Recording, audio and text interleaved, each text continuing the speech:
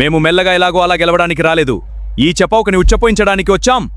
SRH పేరు వింటే చాలు ఒక్కొక్కడికి ఉచ్చుకారిపోవాలి. రేపు సాయంత్రం 7:30 చెన్నై హోమ్ గ్రౌండ్ లో ఆడబోతున్నాం. రాజులకు రాక్షసులకు మధ్య జరిగే ఈ యుద్ధం రేపు ఈ మ్యాచ్ తో సావో రేవో తేలాల్సిందే. తెలకలు తాగాల్సిందే. నల్లిబొక నావాల్సిందే. హెడ్ టు హెడ్ రికార్డ్ చూసుకున్నట్లయితే మన మీద చెన్నైకి గట్టి రికార్డు ఉంది. ఆడిన 23 మ్యాచ్ల్లో 8 మ్యాచ్లు మాత్రమే మనం గెలిచాం. చెన్నై 15 మ్యాచ్లు గెలిచింది. ఈ పిచ్ పై ఆడిన 6 మ్యాచ్ల్లో కేవలం 1 మాత్రం మనం గెలిచాం. అది కూడా లాస్ట్ ఇయర్ చేసింగ్ చేస్తూ గెలిచాం. కానీ లాస్ట్ ఆడిన 5 మ్యాచ్ల్లో మనం 3 గెలిచాం. చెన్నై 2 గెలిచింది. ఈ మ్యాచ్ మనకు చాలా ఇంపార్టెంట్. ఈ మ్యాచ్ గెలిస్తేనే సెమీస్ కి అండ్ టాప్ 2 లో ఉండే అవకాశం ఉంటుంది. చెన్నై 12 మ్యాచ్లు ఆడి 6 గెలిచి పాయింట్ టేబుల్లో 12 పాయింట్లతో 6th పొజిషన్ లో ఉంది. మనం 12 మ్యాచ్లు ఆడి 7 గెలిచి 14 పాయింట్లతో పాయింట్ టేబుల్లో 3rd పొజిషన్ లో ఉన్నాం. ఈ మ్యాచ్ మనం తప్పకుండా గెలవాలి. ఇక పిచ్ రిపోర్ట్ చూసుకున్నట్లయితే ఇది స్లో అండ్ గ్రిపీ పిచ్. స్పిన్నర్లకు ఎక్కువగా మద్దతు ఇస్తుంది. టర్న్ అండ్ గ్రిప్ దొరుకుతుంది. పవర్ ప్లే లో బ్యాటింగ్ చేయడం కొంచెం ఈజీగా ఉంటది. మిడిల్ ఓవర్స్ మొత్తం స్పిన్నర్స్ కంట్రోల్లో ఉంటది. ఎవరు స్పిన్ బౌలింగ్ మంచిగా వేస్తే వల్లే గెలవడానికి ఎక్కువ ఛాన్స్ ఉంటది. డ్యూ ఫ్యాక్టర్ తక్కువ ఉంటది.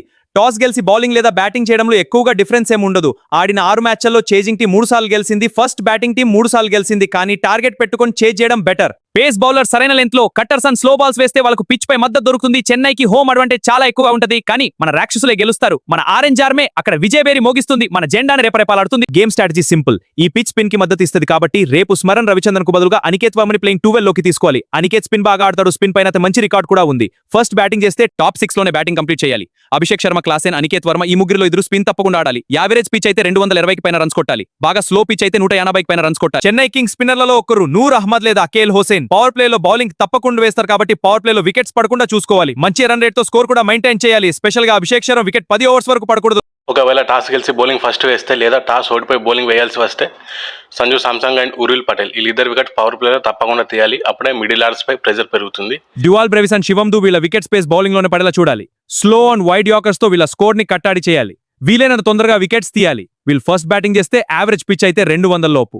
అదే స్లో పిచ్ అయితే 180 లోపు కట్టడి చేయాలి. బౌలింగ్ బ్యాటింగ్ ఏది ఫస్ట్ చేసినా సరే సేమ్ ప్లాన్ తో వెళ్ళాలి. ముఖ్యంగా క్యాచెస్ డ్రాప్ చేయకూడదు. అప్పుడే మనం ఈ మ్యాచ్ గెలవగలం. టాప్ 2 లోకి వెళ్ళగలం. మీరేమంటారో కామెంట్ బాక్స్ లో కామెంట్ చేయండి. Sunrisers Hyderabad playing 12 Abhishek Sharma, Travis Head, Ishan Kishan, Heinrich Klaasen, Nitish Kumar Reddy, Aniket Verma, Salil Arora, Baahubali, Harsha Dubey, Shivam Kumar, Eshan Malinga, Sakib Hussain. Chennai super kings playing 12 Sanju Samson, Ruturaj Gaikwad, Urvil Patel, Kartik Sharma, Dewald Brevis, Shivam Dube, MS Dhoni, Akeal Hosein, Anshul Kamboj, Spencer Johnson, Noor Ahmad, Mukesh Choudhary. మ్యాచ్అప్ చూసుకుంటే Abhishek Sharma and Travis Head versus Mukesh Choudhary and Akeal Hussain.